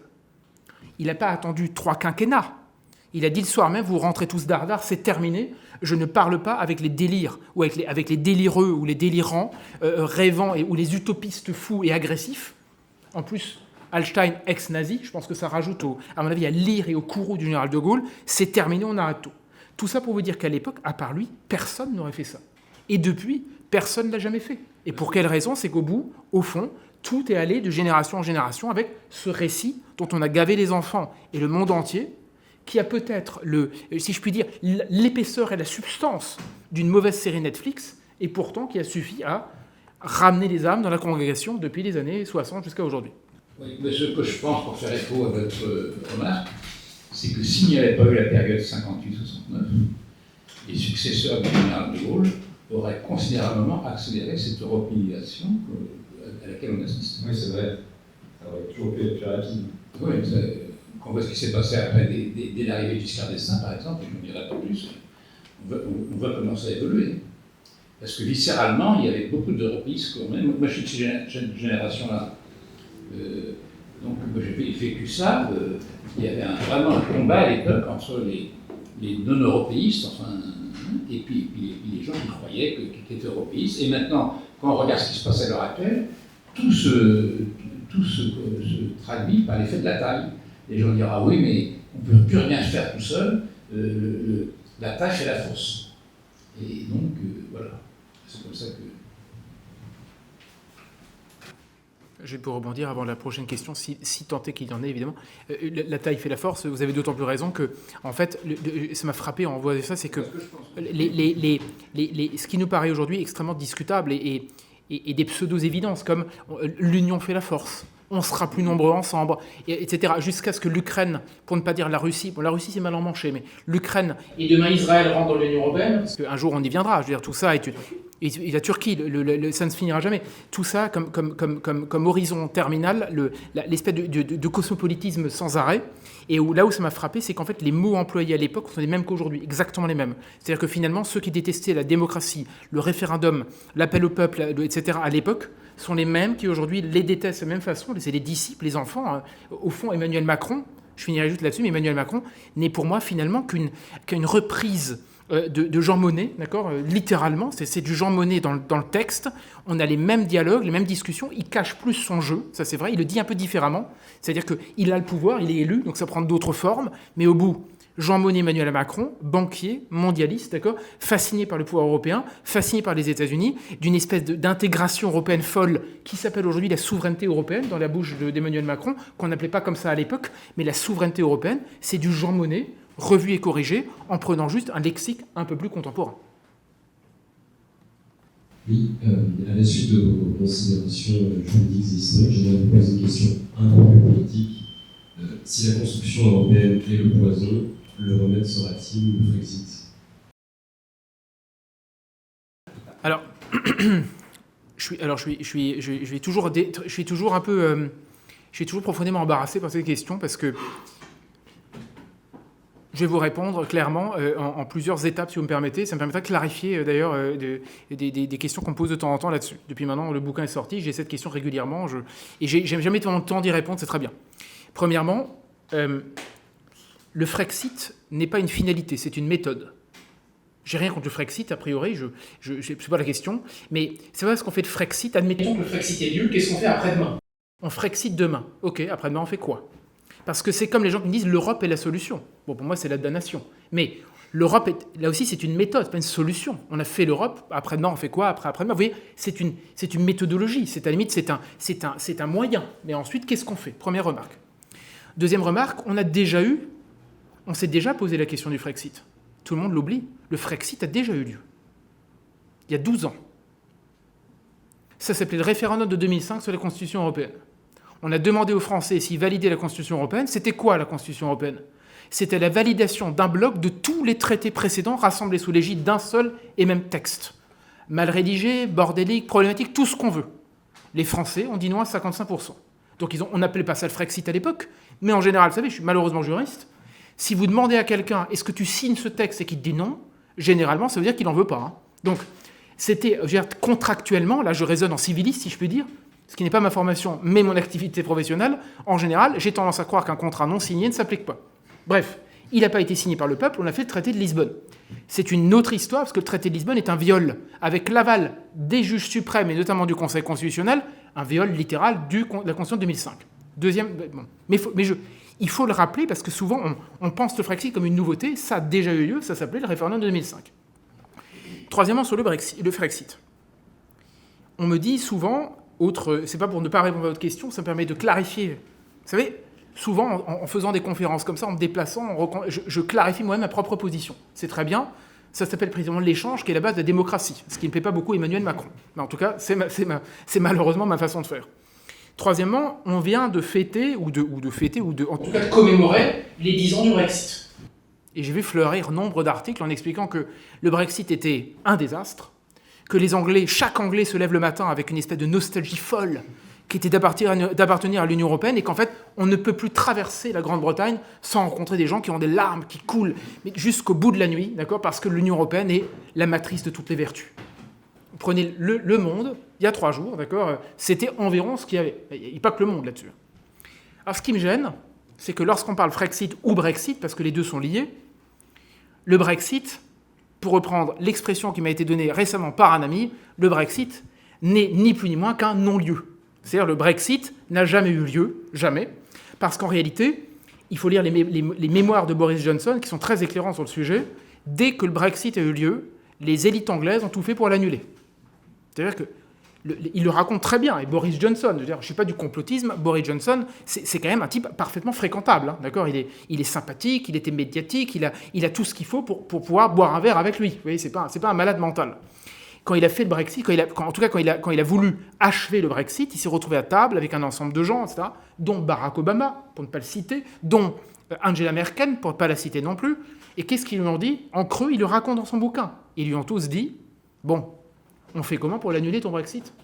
Ça veut dire qu'il n'y a jamais eu l'idée de l'appliquer, le Brexit. Donc, les élites anglaises ont trahi. Pour 2 motifs. Premièrement, ils ne sont jamais sortis de la CEDH. Ce qui veut dire qu'en matière migratoire, ils ont complètement accepté qu'une grande partie de l'Europe s'applique encore, premièrement. Et puis, deuxièmement, ça veut aussi dire que les élites anglaises ont trahi parce qu'elles n'ont pas fait le travail. Parce que précisément, quand vous sortez de l'Union européenne, après, il faut faire le boulot. C'est-à-dire qu'il faut appliquer, il faut avoir une position différente, il faut faire des lois différentes, il faut avoir le courage de les appliquer dans son pays, parce que c'est trop facile de dire c'est la faute de l'Europe, tout d'un coup il n'y a plus d'Europe, donc il faut faire le travail. Mais ils n'ont pas fait le travail. Ni Theresa May, ni encore moins Keir Starmer, d'accord, pour ne pas... Keir Starmer, qui était simplement le plus wokiste de tous les premiers ministres anglais depuis longtemps, d'accord. Et 4e élément, et je finirai avec cela, c'est la fin de mon livre. Je crois de plus en plus que la question du Frexit est une fausse question, à mon sens. Pourquoi ? Parce que le Brexit, là encore, est un laboratoire. Si demain on fait le Frexit, l'État profond aux manettes, en France, à Paris, à Bruxelles, au Luxembourg et ailleurs, fera le nécessaire pour annuler le Frexit. Comme ils l'ont fait avec le Brexit. Parce que pour l'instant, l'État profond français va trahir. Non pas parce qu'elle se rêve en grande traîtresse, mais parce que tous ces vrais maîtres dont je parle dans tout mon livre, c'est les gens qui actuellement sont aux manettes. Les diplomates, les plénipotentiaires, le patron administratif de la Commission européenne, évidemment les juges que nous avons nommés, eus comme candidats dans les différentes institutions. Tout ce petit monde dont je parlais s'est choisi, coopté et a tout verrouillé. Donc, Frexit ou pas, la première des questions, c'est de nettoyer les écuries d'Augias. Si vous nettoyez ces écuries, on peut commencer à faire quelque chose sans même penser le Frexit. Par contre, si cette épuration-là n'est pas faite, moi je pense que faites le Frexit 10 fois, de toute façon, comme avec le Brexit, ils trouveront toutes les manières pour soit imposer une négociation de 20 ans, ce qui a comme conséquence les Français n'auront même plus envie de sortir, ils vont avoir peur, ce qu'on peut comprendre, et ils vont tout trouver. L'euro, vous vous rendez compte, le choc monétaire, on va redevenir des espèces de fous furieux, comme si l'Europe nous avait rendus glorieux alors qu'on était plus riches sans l'Europe. Mais bon, c'est des éternels débats. Donc, si d'abord vous clarifiez cette question qui est de trancher les agents nocifs, c'est-à-dire nos vrais maîtres, si ceux-là, vous les faites disparaître, vous les remplacez petit à petit dans une espèce de France remis en hors de bataille avec des fonctionnaires qui sont, qui ont exclusivement comme seul intérêt de servir le pays. Je donne quand même dans mon bouquin, j'ai quand même heureusement des bons modèles, des bons contre-exemples de quelques fonctionnaires qui étaient sacrément visionnaires, qui ont sacrément fait le travail et qui étaient aux ordres des grands commis de l'État, d'accord ? Si nous avons encore des grands commis de l'État et des fonctionnaires aux ordres, d'accord, de la cause nationale, à mon avis, à ce moment-là, tout deviendra possible. Avant, pendant, après ou sans Frexit. Pour reprendre l'article du Monde il y a 3 jours, on voit bien que les côtés néfastes de la politique de la Grande-Bretagne avant le Brexit demeurent intacts. Donc ça veut dire que pour la Grande-Bretagne, l'Europe n'est pas la solution. Et d'ailleurs, lorsque Michel Barnier cherchait à négocier coûte que coûte le fait que le Brexit n'existe pas, il renégociait sur les paramètres sur lesquels la Grande-Bretagne devait s'exonérer. Il était prêt à, je vais dire être vulgaire, mais il était prêt à s'aplatir devant l'exécution de la Grande-Bretagne. Donc en fait, le Brexit, comme le disait Guylain Benessa, c'est un non-lieu. Et non seulement c'est un non-lieu, mais l'Europe n'est pas la solution. Oui, il y a une partie de la jeunesse qui est censée être de droite, identitaire, lucide sur nos problèmes, et qui pourtant je trouve est très européiste. Tous les groupuscules de militants sont très européistes, se disent européens. Est-ce qu'ils sont malgré eux intoxiqués par la propagande européenne, ou est-ce que ça vient d'ailleurs ? Est-ce que vous avez un regard là-dessus ? Alors, en concluant mon bouquin, j'ai fait quelques recherches. Alors là, pour le coup, ça c'est des recherches qui ne sont pas très novatrices, hein, mais qui m'ont amené à me rendre compte que dans les... Je ne sais plus si ça ne change pas grand-chose à l'affaire. Dans les collèges ou les lycées, dans l'un ou l'autre, hein, vous me permettrez cette marge d'erreur, si je peux dire, le nom de Jean Monnet est plus donné que celui du général de Gaulle. On a plus de collège Jean Monnet que de collège de Gaulle, d'accord ? Et Jean Monnet est officiellement le 2e ou le 3e nom le plus donné des places publiques françaises. La place Jean Monnet, etc. Ça, c'est le premier élément, c'est comment voulez-vous encore croire en autre chose qu'un monde où on vous a complètement abreuvé d'un parrain de la supranationalité, du fédéralisme, etc., qui est là partout, qui a donné naissance à ce monde. Donc, Il y a une infusion des consciences tout le temps. Alors, encore pire aujourd'hui, vu les moyens de communication et la consommation massive et l'intelligence artificielle, qui ne fait que renforcer tout ça. Mais admettons, premièrement. Deuxièmement, je pense que, vous avez raison, je suis d'accord avec vous, je suis même étonné d'avoir de croiser des gens qui ont un discours très rude, plus que le mien d'ailleurs, assez radical dans certains sujets, mais qui en même temps croient encore à l'Europe. Je suis toujours sidéré parce que je ne comprends pas, puisque l'Europe est une machine cosmopolite par essence, et une machine à faire de l'international et de l'effacement des frontières. Je vous donne un exemple qui m'a beaucoup frappé. Je vous parlais de Robert Lecourt tout à l'heure. Robert Lecourt, quand il est juge président de la Cour de justice de l'Union européenne, à l'époque de la Communauté européenne, il publie un édito dans les années 50, 60, un édito, je vous assure, on dirait du Jacques Attali. Du Jacques Attali, c'est-à-dire le supermarché mondial. Je vous assure, c'est quasiment ça. C'est-à-dire, un jour, grâce à l'effacement des frontières, on sera tous heureux, on va tous s'aimer, d'accord ? Les peuples vont s'entremêler, s'entrecroiser dans l'échelle du bonheur. C'est délirant. Alors, évidemment, moi, je trouve ça d'une pauvreté intellectuelle telle que ça m'étonne toujours d'être aussi brillant et aussi pauvre. Mais bon, ça, c'est mon avis. Et pour vous répondre, pour la jeunesse, je pense quand même que, vu que toutes ces leçons ont été ingurgitées et qu'en fait, avec l'euro, le franc a disparu. Ce qui fait que je croise de plus en plus de jeunes qui sont plus ou moins séduits par ce que je raconte. C'est pas la question, mais je suis ravi. On me dit, ça m'a intéressé, j'ai lu ton livre, etc. Je suis toujours le premier à être ravi. Ça se diffuse, on discute, etc. Mais je remarque que pour eux, ils ne savent même pas que le franc existait. Ils ont oublié. C'est-à-dire et la monnaie constitue aussi un repère quotidien. Vous payez avec. Alors maintenant, il y a l'euro numérique, on est d'accord, mais il y avait quand même cette habitude. Toutes ces habitudes-là sont autant intégrées. Je ne crois pas qu'on puisse faire grand-chose à grande échelle. Il y a une récupération des symboles, du drapeau, etc. Et je vais vous répondre clairement. Je pense de plus en plus que ce qui nous manque profondément, c'est une mythologie commune. Il nous faut une mythologie. Il faut recréer du récit. Il faut que les enfants, la jeunesse, etc. se rendent compte qu'il y a un contre-récit contre celui, certainement selon moi assez lamentable et en quitte, de la construction européenne. Contre l'Europe de la paix, l'Europe de la prospérité, l'Europe de l'inclusion, etc. Il nous faut un récit.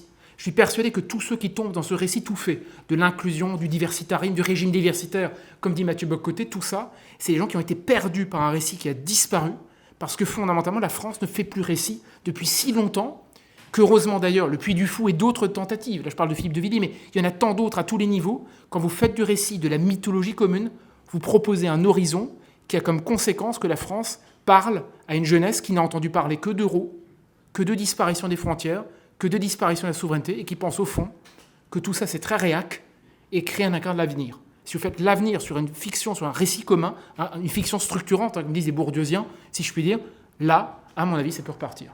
C'est pour rebondir sur ce que vous disiez par rapport à certains organismes en fait, ou autres qui ont un bon discours, mais au fond qui sont européistes.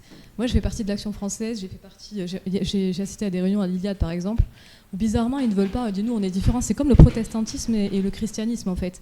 Ils sont là, c'est comme des schismes à l'intérieur, qui nous divisent à l'intérieur de la droite, oui. J'ai l'impression. Et en fait, c'était des trucs qui sont infiltrés. Moi, ça fait des années que je militais à l'Action française et je me suis rendu compte très vite, en fait, qu'en fait, il y avait peut-être des nobliaux peut-être qui s'étaient mélangés à l'époque de Versailles, quand le roi disait « Vous avez plus d'argent, mélangez-vous à des juifs », mais comment on est juif avant d'être français ? Du coup, ça en fait des gens qui sont contre nous. Et en fait, ils sont très pédants, parce qu'ils savent très bien qu'ils leurrent les gens, ils disent des choses vraies. Évidemment, le diable ne dit pas la vérité crue, sinon ce qu'il pense, sinon ça ne marcherait pas. Donc, par des belles apparences, des beaux discours, en fait, ils sont en train de diviser les gens. En fait, au lieu de se réunir, par exemple, là, il y avait Dieudonné Lalanne qui s'était présenté au présidentiel, il voulait unir les droites avec Philippot, etc. Et en fait, eux-mêmes, par ego, n'ont pas accepté. Alors que même, ça n'aurait pas fait beaucoup de voix, mais c'était très bien, je trouvais, comme concept. Et du coup, voilà, il faut se rendre compte de ça. Il y a beaucoup de leurre là-dedans. En fait, il y a des gens qui sont là pour faire en sorte de rallier des gens à eux, pour qu'ils ne sachent pas, qu'ils n'aillent pas ailleurs, et qu'ils ne se rendent pas compte en fait de la vérité qui est qu'en fait, ils sont là pour c'est des garages à cons en fait. Hein. Voilà. Oui. C'est ce que je voulais dire. Non mais je suis alors. Il y a des querelles d'ego, il y a des querelles de personnes, il y a des querelles de courants. Vous savez, moi, là, je vous raconte ma vie, mais la semaine dernière, je présentais mon bouquin d'en face à l'info, vous savez, chez Christine Kelly. chaleureuse au demeurant, très agréable. Et elle m'a dit la chose suivante, elle m'a dit « Votre bouquin est passionnant, c'est un bouquin souverainiste. » Et je l'ai repris d'emblée en lui disant « Non, c'est un bouquin qui a joué des vérités cachées à révéler, point. Mais c'est pas un bouquin souverainiste. » Et j'ai fait ça à dessein, non pas que du coup l'étiquette me gêne, c'est pas du tout le cas, mais j'en ai strictement rien à cirer. C'est-à-dire que, strictement rien à cirer. Quand j'entends parler de la querelle des parents entre nationalistes, souverainistes et identitaires, je suis juste désespéré de bêtises. C'est-à-dire je ne comprends pas comment on a pu en arriver là. Je ne comprends pas. À la limite, l'étiquette suprême du gaullisme me gêne vraiment pas. Là, je l'admets très facilement. Mais je pense que la question française dépasse ce genre de questions. Et je vous répondrai clairement, si on avait le luxe de ne pas être en situation apocalyptique, je veux bien qu'on commence à s'engueuler. Quand l'argent coule à flot, pas de problème, on peut s'en foutre plein la panse, et après on peut naturellement s'engueuler sur ça fait la querelle du sexe des anges, grande querelle historique, mais on n'en est pas là. Donc pour vous répondre clairement, effectivement je partage votre avis. Alors il y a des questions d'ego aussi, il y en a que je ne connais pas du tout dans le lot, mais il y a des questions d'ego, il y a des questions de prise de marché, c'est-à-dire que quand on a une clientèle et un petit marché, on veut le conserver, etc. Troisièmement, je pense, je sais très bien que c'est un peu risqué de dire ça, et je ne prétends strictement à rien, mais vraiment à rien, mais je constate aussi que si l'union devait se faire, c'est aussi qu'un homme charismatique manque.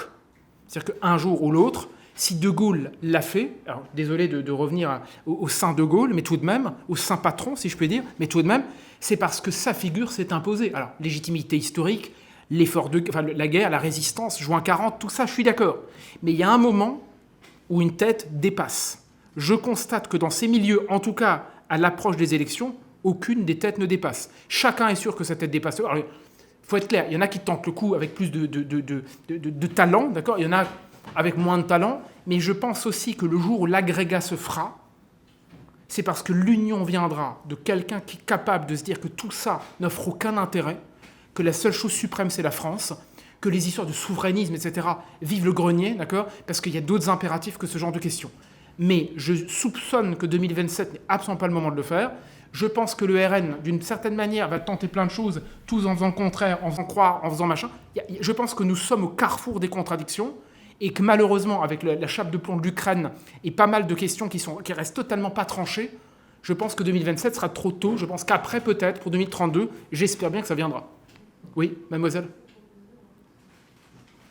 Non, je vous en prie. Ah oui, pardon, le micro. Vous n'avez pas vu sur le périph' de Paris, le Machère débarque, soyons prêts à l'accueillir. Mais en fait, ces gens-là sont à la tête de certaines, même de droite, et ils sont à la tête à l'Action française et ailleurs. C'est des gens qui soutiennent ce genre de choses au fond, mais ils ne le disent pas. Mais, oui. Mais voilà, il y a des questions aujourd'hui entre Israël, voilà. Il y a des questions religieuses en fait. La politique est religieuse aujourd'hui finalement, quelque part. Enfin, il y a un lien peut-être. Oui, je sais pas. Je sais pas. Là, je vais vous répondre à côté de la plaque certainement. En plus, j'ai une seule église, c'est mon pays. Donc évidemment, je suis catholique, je veux dire, et je suis fier de l'être. La question se pose pas de famille, etc. Malheureusement, je suis parti, je pense personnellement, hein, je suis d'une génération dont malheureusement la philosophie du doute et je suis très très loin d'être deleuzien ou déridéen ou ce que vous voulez, très très loin de ça. Dieu soit loué, d'accord. Je préfère le Seigneur des Anneaux à la déconstruction de Derrida, d'accord. Vous voyez, je sais ce que c'est un mythe, Dieu soit loué. Mais il n'empêche, du coup, j'ai du mal à croire que la seule question qui doit maintenant nous animer, c'est la question du pays. Le reste, je ne comprends même pas comment ça peut encore faire l'objet de quoi que ce soit. Par contre, le lien, oui, naturellement, ça je suis d'accord. Il y a une question de relier les âmes, mais je pense quand même que le pays est aussi une manière de relier les âmes. Moi, je pense, alors ça c'est personnel, ma religion, mon autre religion, c'est la langue. Et je pense que parfois, quand vous arrivez notamment à transmettre à des jeunes un texte, je le fais avec Peggy. Alors, je vous raconte ma vie, mais j'ai un cours sur Peggy que je donne ailleurs, et lorsque je sens que ça commence à vibrer, et vous avez des jeunes qui se rendent compte que le langage français parle, que le rythme, vous voyez, la langue parle, je me dis, on fait le boulot, si tout le monde fait le boulot comme ça, quelle que soit la façon de le faire, on finira bien par y arriver. Bonsoir maître, et merci pour votre propos. Rapidement, parce que ça fait écho à beaucoup de choses qui ont été démissionnées, mais qui ont été émises, mentionnées. Mais j'avais bien aimé votre comparaison entre Emmanuel Macron et un petit Jean Monnet de 2026. Et je me disais, si en 27 ou en 32, on élisait un petit Charles de Gaulle en en France, où le président a quand même un peu plus de pouvoir que le Premier ministre britannique, fut-il un brave Boris Johnson, y aurait-il, à votre sens, dans la quête vers la récupération de la souveraineté qui a été vendue, des choses qui seraient hors de portée, potentiellement, des obstacles potentiellement insurmontables dans la quête de votre souveraineté, que ce soit dans le système financier ou dans les élites, dans les études que vous avez menées, est-ce qu'il y a à votre sens, des choses qui ont vraiment été plus cloisonnées que d'autres, si vous voulez? Je pense que je pense que déjà là où je vous rejoins, c'est premièrement le président de la République, on l'oublie un peu, il a vraiment des pouvoirs. Alors il est totalement chaperonné, ou plutôt la France, sa souveraineté est chaperonnée par l'Europe, par un certain mondialisme qui a totalement, et par une juridictionnalisation, par l'état de droit, c'est tout un ensemble de points, et par le pouvoir économique. J'en parle rapidement dans mon bouquin, mais l'Europe, c'est aussi ça. Libre circulation des capitaux et des marchandises, etc. C'est une longue histoire. Alors, par contre, le président élu, il peut faire beaucoup de choses. Premièrement, on le voit avec Emmanuel Macron, il peut nommer, révoquer à des institutions clés. Il est en train d'en faire usage à qui mieux, en plaçant Amélie de Montchalin, Richard Ferrand et tous les autres à la tête de la Banque de France, à la tête de la Cour des comptes, à la tête du Conseil constitutionnel, etc., etc. Je vous donne un exemple précis. Aujourd'hui, au Conseil d'État, si ça, c'est pas la seule raison, mais si ça file du mauvais coton depuis longtemps, c'est parce qu'on a un homme comme Thierry Tuot, qui est président de section au Conseil d'État, d'accord, et qui est un homme qui a écrit énormément de bouquins sur le mondialisme, la culpabilité française, le fait que nous soyons pas assez accueillants à l'égard des étrangers et qu'il faut une France beaucoup plus immigrée, beaucoup plus diversitaire, beaucoup plus multiculturelle. Donc on serait des obscurs blancs patriarcaux, enfin bref, j'ai un peu vite, mais vous voyez l'idée. Ce genre de figures qui ont un impact fondamental dans la mise en œuvre de notre politique, ils sont aux manettes. Ça veut dire qu'on fait nos lois avec ce genre de personnes qui en plus contrôlent nos lois après. Vous voyez, avec dans des rapports de pouvoir, etc. Donc premièrement, ce que je disais, c'est que si vous révoquez des personnes comme ça, que vous installez d'autres qui ont la France au fond des yeux et pas le reste, moi je pense qu'il y a des choses qui sont possibles immédiatement. Bon, par contre, imaginez la levée de bouclier, je veux dire, ça va ruer dans les brancards, on va crier au coup d'État permanent, comme Mitterrand avec De Gaulle en son temps, vous savez, le coup d'État permanent. Ça viendra, je veux dire, nécessairement, mais on sera obligé de passer par là. Ensuite, je vais vous dire, ce pouvoir financier, etc. Alors là, c'est un domaine, je ne veux pas trop... je veux dire, je ne suis pas spécialiste, j'ai quelques intuitions. J'ai quand même le sentiment, j'en discute des fois avec des gens, des proches qui sont dans l'armée aujourd'hui, je tairai le nom, qui m'ont révélé quelques petites choses et qui me disent souvent, vous savez, l'état-major, elle est macronienne parce qu'elle suit la doxa dominante. Ce qui veut dire qu'une fois que vous changez la doxa dominante, vous changez également les gens qui suivent. Et je pense que dans pas mal d'institutions, c'est d'un coup le vent a changé, a tourné. Si on se rend compte que finalement, le suicide européen, on y met fin. Si finalement on se rend compte qu'il y a des fruits à tirer d'une politique qui va à l'encontre de tout ce qu'on a fait, je pense qu'il y a un ensemble de gens qui vont immédiatement rappliquer pour venir manger la bonne soupe, exactement comme ils l'ont mangé pendant des décennies, au service de nos anciens vrais maîtres. Et vous verrez que ces vrais maîtres-là dont je parle, eux également, ne feront pas l'économie d'une petite conversion comme il faudra pour se rallier à la nouvelle cause du jour. Et sur le plan légal, ça m'interroge, sur la primauté par exemple, comment est-ce qu'un chef de l'exécutif pourrait s'extraire de ce principe qui est avant tout jurisprudentiel, mais surtout bricolé? Est-ce qu'il y a une alternative à la sortie des traités pour ça, selon vous? Oui, il y en a une. Elle s'appelle nier le principe de primauté. Pourquoi ? Parce que le principe de primauté, il est rendu par une jurisprudence qui, de toute évidence, est illégale depuis le départ. Alors imaginez le coup d'État de dire un truc pareil. Mais vous installez un rapport de force si vous dites « moi, ta jurisprudence, c'est fini, je l'applique plus jamais ».